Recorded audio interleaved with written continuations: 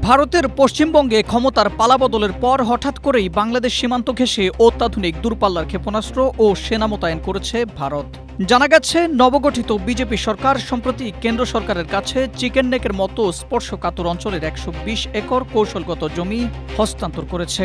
এরপরেই ভারতীয় সেনাবাহিনী শিলিগুড়ি করিডরে স্পর্শকাতর সীমান্ত এলাকাগুলোতে ৩টি সামরিক দুর্গ স্থাপন করেছে। এর মধ্যে চোপড়া সামরিক ঘাঁটিটি বাংলাদেশ সীমান্ত থেকে ১ কিলোমিটারেরও কম দূরত্বের মধ্যেই অবস্থিত।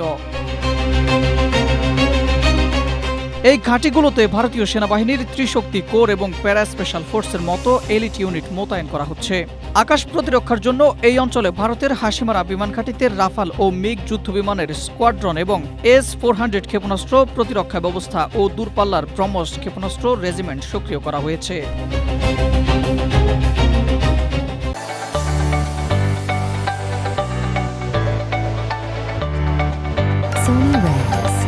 ভারতের এই আকস্মিক ও সর্বাত্মক সামরিকায়নে দক্ষিণ এশিয়ার ভূরাজনীতিতে বড় ধরনের মেরুকরণের ইঙ্গিত মিলছে।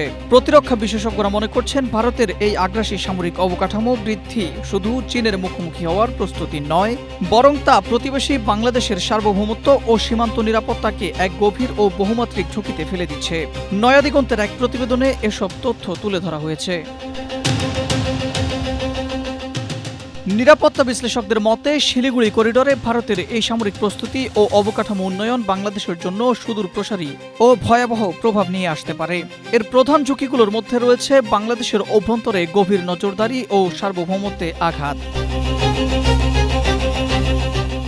বাংলাদেশ সীমান্তের ঠিক ওপারে ১ কিলোমিটারেরও কম দূরত্বে চোপড়ায় ভারতীয় সেনাঘাঁটি ও উচ্চ প্রযুক্তির রাডার স্থাপনের মূল উদ্দেশ্য হল বাংলাদেশের উত্তরবঙ্গ ও উত্তরাঞ্চলীয় সামরিক গতিবিধির উপর সার্বক্ষণিক নজরদারি চালানো।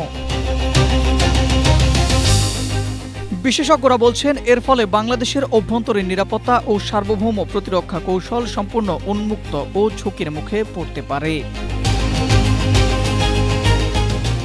Ahmed Imtiaz, Asia post.